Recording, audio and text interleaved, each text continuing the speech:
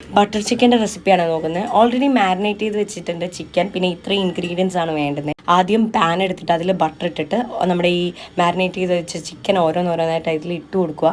ഒരു side full fry ആയതിനു ശേഷം മറിച്ചിട്ട് കൊടുക്കുക. എന്നിട്ട് ഫുള്ളി ഫ്രൈഡ് ആയെന്ന് കാണുമ്പോഴത്തേക്ക് പാത്രത്തിലേക്ക് ട്രാൻസ്ഫർ ചെയ്യുക. അതേ പാനിൽ തന്നെ ഫൈനലി ചോപ്ഡ് ആയിട്ടുള്ള അണിയൻസ് ഇട്ട് കൊടുക്കുക, സവോള ഇട്ട് കൊടുക്കുക. അതിൻ്റെ കൂടെ ജിഞ്ചർ ഗാർലിക് പേസ്റ്റ് നമ്മൾ അടിച്ചെടുത്തത് ഇട്ട് കൊടുക്കുക.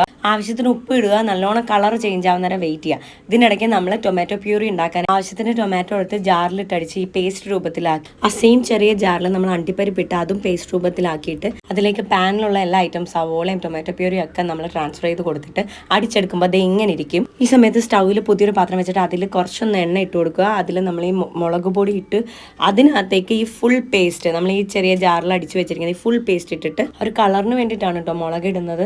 അത് കഴിഞ്ഞതിന് ശേഷം നമ്മൾക്ക് ഗ്രേവി എത്ര കൺസിസ്റ്റൻസിയിൽ വേണം അതനുസരിച്ച് വെള്ളം ഇട്ട് കൊടുക്കുക. പിന്നെ സിസ്റ്റർ ഇതിൽ കെച്ചപ്പ് ആഡ് ചെയ്യുന്നുണ്ട്, അതേപോലെ ബ്രൗൺ ഷുഗറും ആഡ് ചെയ്യുന്നുണ്ട്. നെക്സ്റ്റ് ഗരം മസാല ആണ് കേട്ടോ ആഡ് ചെയ്യുന്നത്. ഇതെല്ലാം കഴിഞ്ഞിട്ട് ചിക്കൻ നമ്മൾ ഇതിൽ ഓരോന്നോരോന്നായിട്ട് പ്ലേസ് ചെയ്ത് കൊടുക്കുക. ഡ്രൈഡ് മേത്തി ലീവ്സ് ആണ് ഇപ്പോൾ ഇടുന്നത്.